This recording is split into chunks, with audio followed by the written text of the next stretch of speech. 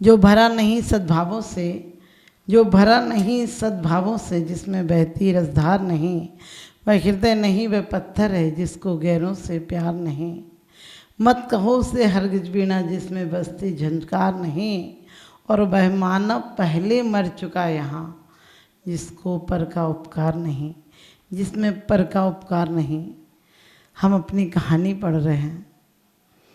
हमने पद्म पुराण में, हरिवंश पुराण में कहीं राम की कहानी पढ़ी, कहीं भीष्म पितामह की कहानी पढ़ी, श्रेणिक चरित्र में कभी हमने श्रेणिक की कहानी पढ़ी, कभी हमने महावीर पुराण में महावीर भगवान की कहानी पढ़ी, पारस पुराण में पारसनाथ की कहानी पढ़ी, चारुदत्त में चारुदत्त की कहानी पढ़ी, धन्य कुमार में धन्य कुमार की कहानी पढ़ी, और अनेकों चरित्र जो भी प्रथमान योग हैं उनमें हमने अपनी किसी व्यक्ति की कहानी पढ़ी। लेकिन छह डाला ऐसा है जिसमें किसी व्यक्ति की नहीं, स्वयं विशेष की कहानी, स्वयं की कहानी, भूत की भविष्य की, हम क्या हो सकते हैं और क्या क्या थे।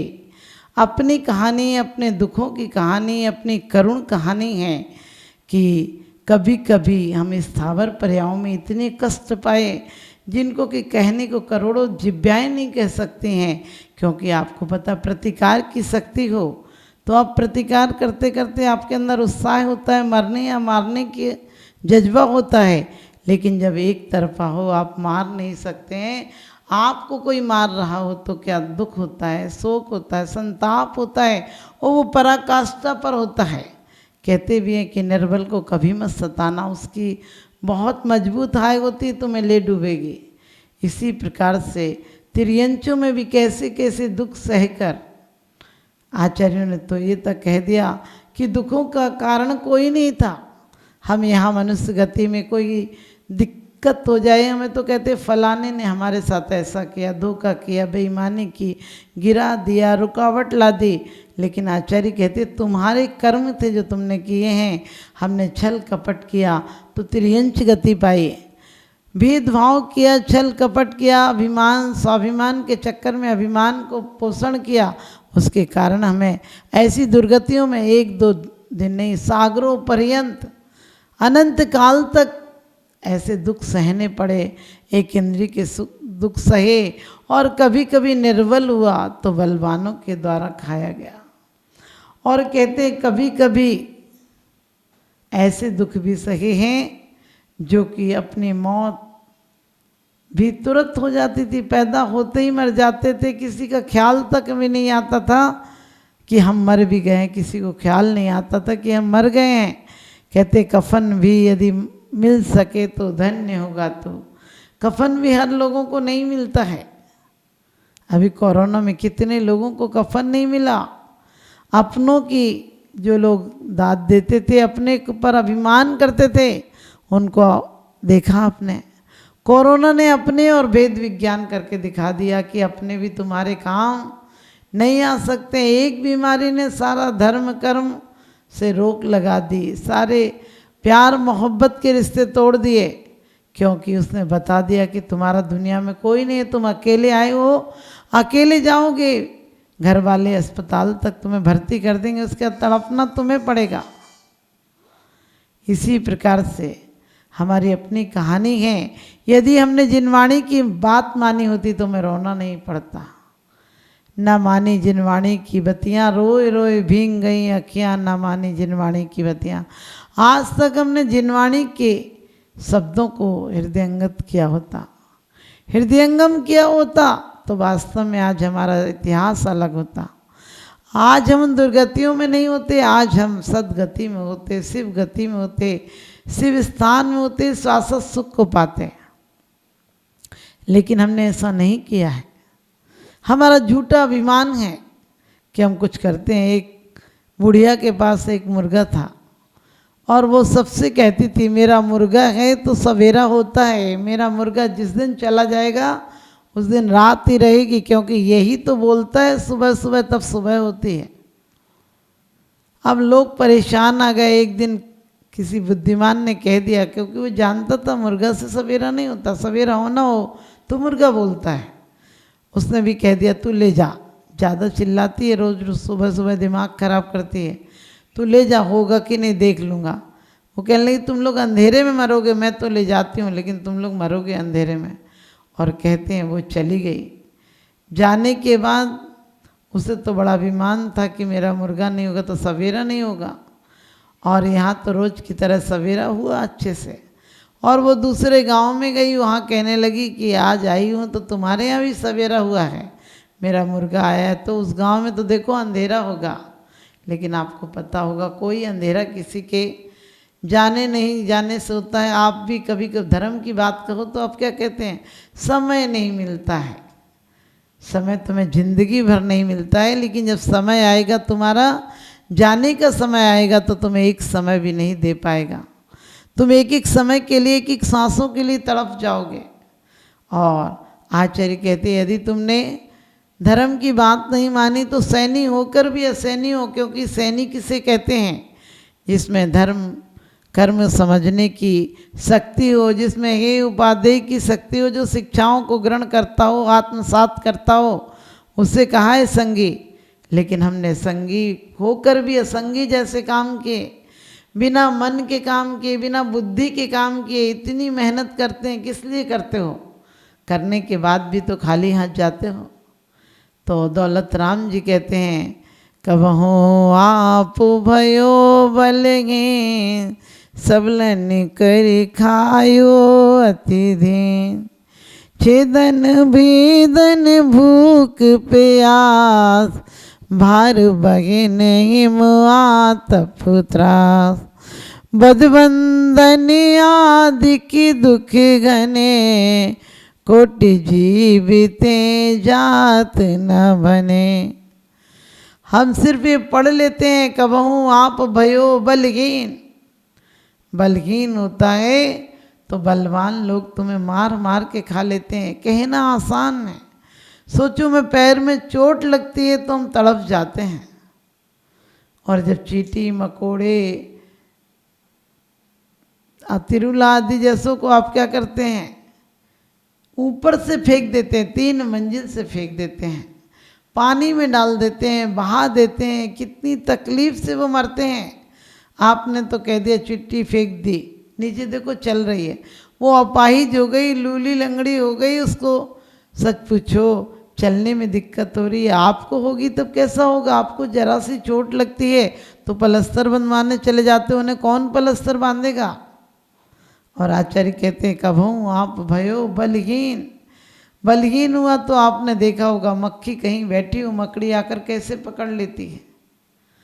और चींटी आदि देखिए जीवों को पकड़ पकड़ के खा लेती हैं। छोटे छोटे जीव इस बरसात में होते हैं, उन्हें किस तरह से जिंदा को पकड़ लेती हैं, वो तड़फ तड़फ के मरते हैं। और धोखे से पकड़ते हैं। बगुला देखो ऐसे बैठा रहेगा बिल्कुल उजला होकर, जैसे कि ध्यान मग्न है, लेकिन जैसे ही मछली आती है कट से पकड़ लेता है। सोचो कितनी वेदना होती होगी।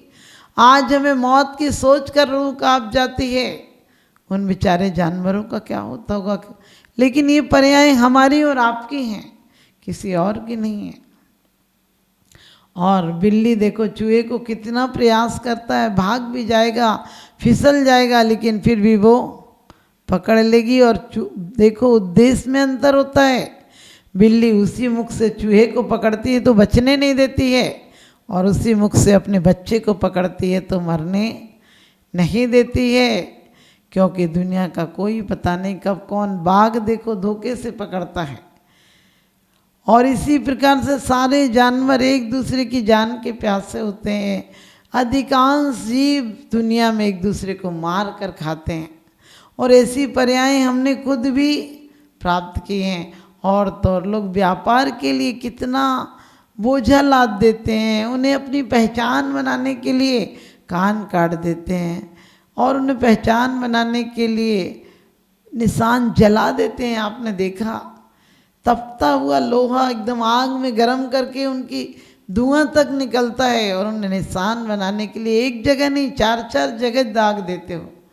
जब तुम्हें जलाया जाएगा तब कैसा लगेगा। तुम्हें जब कैंसर की पीड़ा होगी और तुम्हारी सिकाई होगी तो तुम्हें क्या होता है, आपको पता है कि जब सिकाई होती है तो 8-8 दिन लोग तड़पते हैं, कहते हैं इतनी वेदना होती है। आज ये सब बीमारियों का प्रकोप क्यों हो गया? क्योंकि हमने जीवों की तरफ से, करुणा से हमारा बिल्कुल ध्यान हट गया। हम करुणा करना ही नहीं चाहते किसी जीव पर भी। और कहते हैं कभू आप भयो बलहीन, बलहीन हुआ तो सबलों के द्वारा खाया गया, और सबल हुआ तो मार मार कर छोटे जीवों को खाया। और छेदना और वेदना, छेदने में तो आपको पता है नाक में नकील डाल देते हैं, कितनी वेदना होती है। आपकी नाक में जरा सी कोई चीज़ अटक जाए तो आपको लगता है कब निकल जाए, और उनके नाक के नथुनों में रस्सी डाल देते ताकि वो भाग नहीं सके। कितनी वो किससे अपनी वेदना कहें, पूरे जीवन अब डली रहेगी। एक बार डली है तो पैर बांध देते हो लोग, कुत्ते की पूंछ में आग लगा देते हैं। कितनी मूर्खता है। अरे ये तुम्हारी खुशी है, वो तड़पता है, वो तड़प तड़प के मर जाता है, आप उसमें बांध देते हैं। कई बार आप लोग देखते हैं अखबारों में न्यूज आती है कि हाथनी के मुख में पटाखा रख दिया। सोचो, जानवर से बदतर हो गया इंसान। उसे चाहे तो उसके लिए खाने को कुछ रख सकता है, लेकिन खाने की चीज़ में भी ये चीज़ें रख देता है। और मूक प्राणी तड़प तड़प के मर जाते हैं। लेकिन ध्यान रखना, ये वो दिन दूर नहीं जब तुम भी इसी तरह से तड़प तड़प के मरोगे। और आचार्य कहते हैं कोई भी बलवान हो ये सोचता है कि हमें कौन मारेगा, लेकिन बलवान भी एक दिन मारा जाता है, और बहुत तड़पा तड़पा कर मारा जाता है। तो हमने छेद किया, भेदन यानी मार दिया। आप सोचिए, जब कत्ल खाने में जानवर जाते हैं उसके पहले वो चढ़ना नहीं चाहते ट्रकों में। उन्हें कितने हंटर, कितने डंडे मारे जाते हैं, तब भी उन्हें पता है कि हमें मौत के लिए ले जा रहे हैं। हर प्राणी अपनी जान के लिए भरसक प्रयास करता है बचाने का, लेकिन बच नहीं पाता है। इस काले सिर वाले से, इस आदमी से कुदरत भी डरने लगी है, प्रकृति भी कांपने लगी है। इसने हर प्राणी को बहुत दुष्टता से मारने की सौगंध खा रखी है। और एक एक जानवर पहले तो मार मार कर चढ़ाते हैं, नहीं चढ़ते हैं तो क्रेनों से उठा उठा कर रख देते हैं। और उसके बाद भी जब ये मारने को ले जाते हैं तब 5-5, 10-10 कसाई उनके पैर बांध देते हैं। और क्या सब ये सोचते हैं वो बैकुंठ चले जाएंगे, वो जन्नत चले जाएंगे। मैं कहती हूँ चलो जो भी करना हो, कम से कम करुणा अपने अंदर रखो। आप अपनी पद्धतियों से कुछ भी पूजो, लेकिन कम से कम हम प्रकृति में आज भी आदमी जानवर पालने लगे तो भले अनाज कम होगा, लेकिन उसके घर में सुख शांति ज़्यादा होगी। क्योंकि बैलों की जोड़ी जब आती थी तो लोग खुश होते थे, मिठाइयाँ बंटती थी, गीत गाते थे। हमारे ख्याल तक में हम छोटे छोटे थे, उस जमाने में 25,000 की जोड़ी आती थी। और आज बछड़ा जन्म लेता है और उसे 2-4 महीने में कट्टी खाने भेज देते हो। उससे किसी से भी पूछो कि क्या करते हैं बछड़े का, बोले क्या करेंगे, वो तो कट्टी में ही जाएगा। आज भी हमारी सरकारों को चाहिए कि पुनः प्रकृति का जो नियम था, शक्ति को, उर्वरा शक्ति को बढ़ा के रखना है, तो वापस से वही देसी खाद अपनाओ। गोबर की खाद कितना आपको पता है कि हमारे स्वास्थ्य के लिए लाभदायक है। उससे लगे हुए फल फूल अनाज हमारे लिए स्वास्थ्यवर्धक हैं। लेकिन आज आदमी लोभ में ऐसा पड़ गया है कि भार बहन भार भी लाद देगा, मार भी देगा। और कभी कभी आपने देखा व्यापारी लोग, ऊँट गाड़ी हो, बैलगाड़ी हो, बोले 1-2 बोरे के लिए क्या दोबारा चक्कर लगेगा, लाद दो।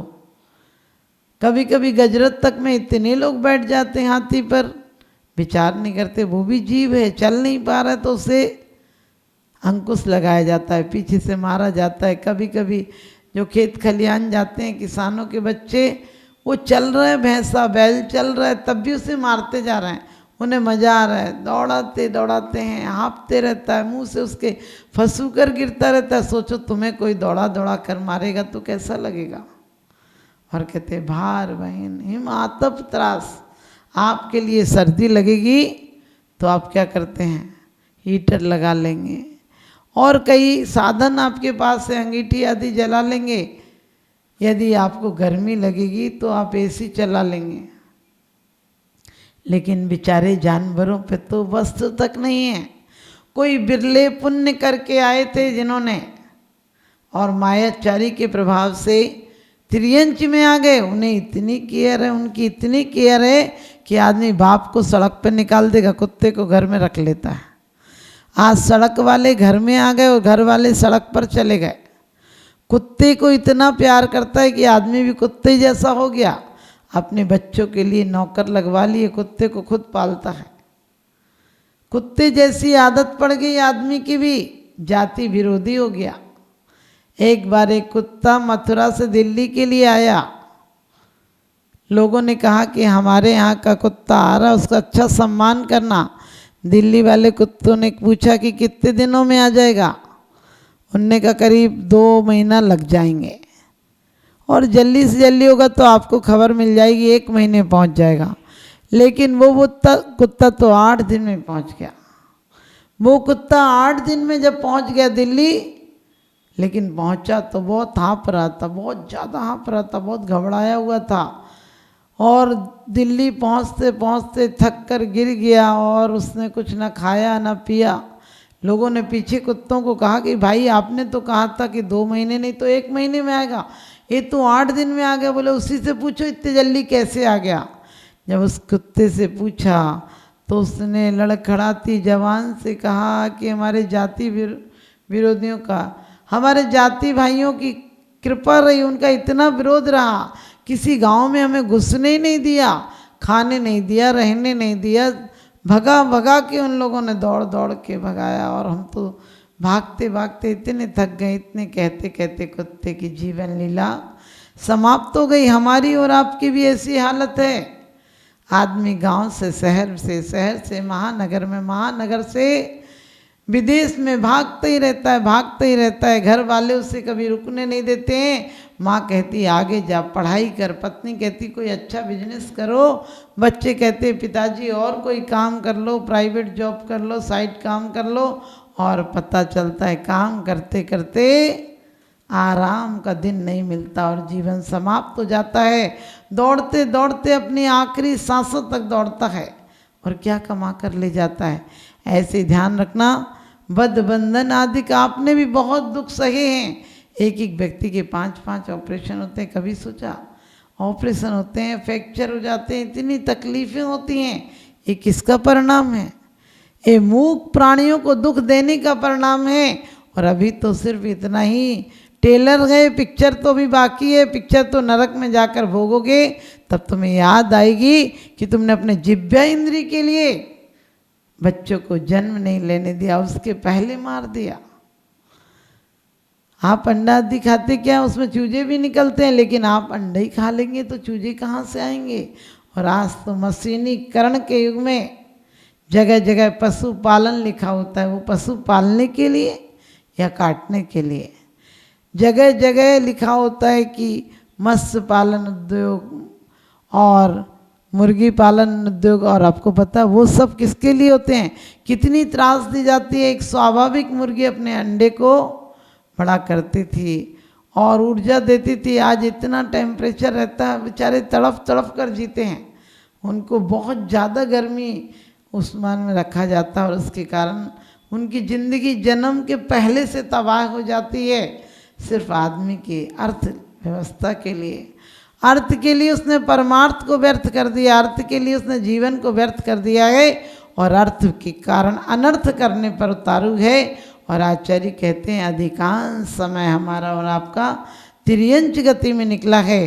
तो आप सबसे यही कहूँगी कि हमेशा दया धर्म का मूल है, पाप मूल अभिमान, और तुलसी दया न छाड़िए जब तक घट में प्राण। आपके घट में प्राण हैं तब तक आपके अंदर जीवों के लिए दया होना चाहिए।